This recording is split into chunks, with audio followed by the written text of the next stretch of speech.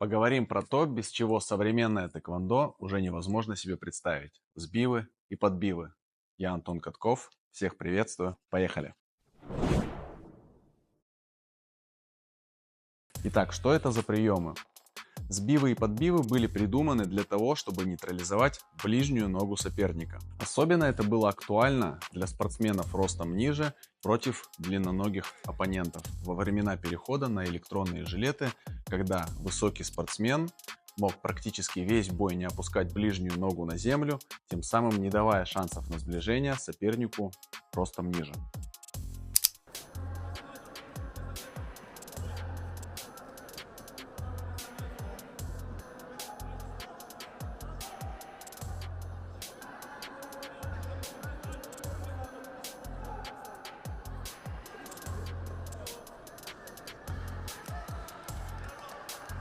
Поэтому сбивы и подбивы помогали нивелировать удар ближней ногой оппонента и зайти к такому бойцу на среднюю и ближнюю дистанцию. Со временем правила претерпевали множество поправок, чтобы олимпийское тэквондо не сводилось к одной фехтовке ближней ногой. А сбивы и подбивы не только остались, но и вышли на новый уровень. Итак, главную суть этих приемов мы выяснили – нейтрализовать ближнюю ногу соперника. Чем отличаются эти элементы? Первый вариант – это сбив ближней ноги внутрь или наружу относительно линии атаки. Второй вариант – это подбив снизу вверх.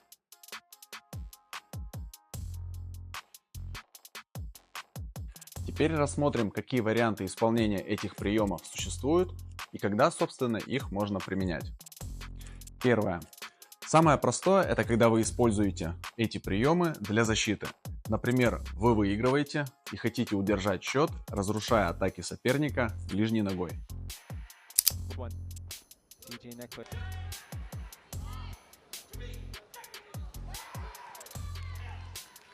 Здесь нужен мощный сбив или подбив для того, чтобы ваш оппонент потерял стабилизацию и не смог продолжить свою атаку.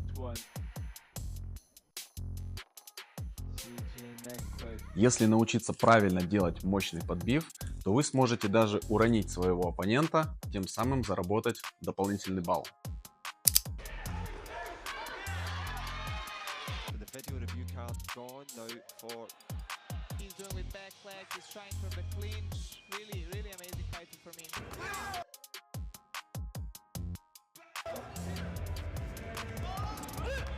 Помимо мощного подбива есть еще мягкий вариант исполнения. Это когда вы делаете эти приемы, идете в стык с ближней ногой соперника, а после контакта как бы спихиваете его ногу в сторону или наверх. Для этого нужна сильная нога, чтобы у вас хватило мощности продавить атаку оппонента.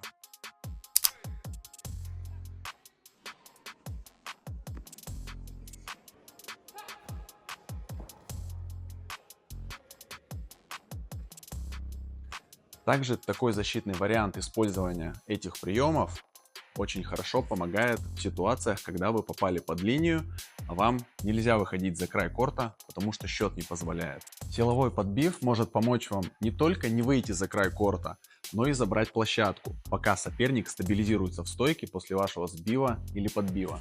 Второй вариант использования этих элементов – это когда мы оставляем ногу в воздухе после подбива и продолжаем фехтовкой. Все варианты мы рассматривать не будем, поскольку их целое множество, каждый выполняет их кто во что гораст.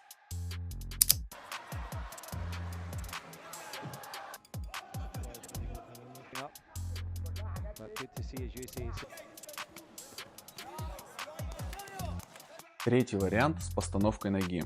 Это когда после подбива мы быстро возвращаем ближнюю ногу на землю, а затем этой же ногой снова бьем, пока соперник не стабилизировался в стойке. Вариантов также хватает, подбирайте и выбирайте любой.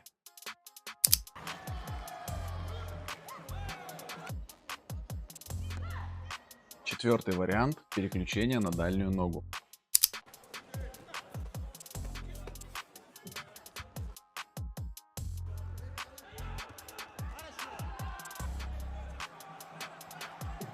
Здесь также множество способов выполнения, в том числе отличный вариант, когда через подбив вы переключаетесь на дальнюю ногу перескоком, или через подбив перескоком вы выполняете двойку.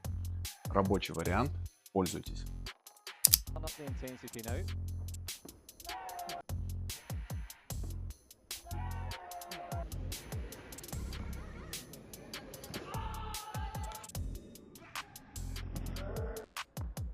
The little one next to the Egyptian's name. Пятый вариант – переход на джумок через подбив. В этом случае ваш подбив служит в качестве контроля ближней ноги соперника.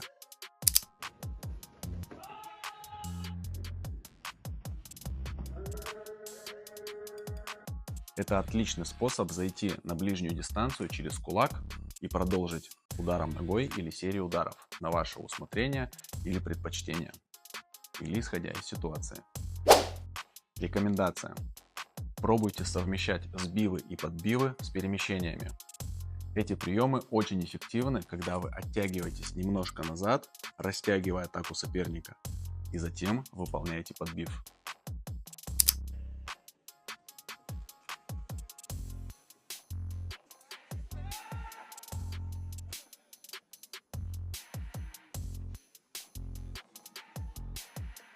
Мы рассмотрели базовые варианты исполнения сбивов и подбивов, от которых можно строить контратаку так, как вы умеете и как вам нравится.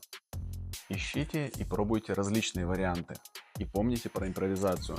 Иногда ваше тело может выбросить такие штучки, которых вы сами от себя не ожидали. Мне очень интересно узнать, какой вариант подбива вы любите использовать чаще всего. Пишите в комментариях, задавайте вопросы и обязательно подпишитесь на канал. А у меня на этом все. Пока.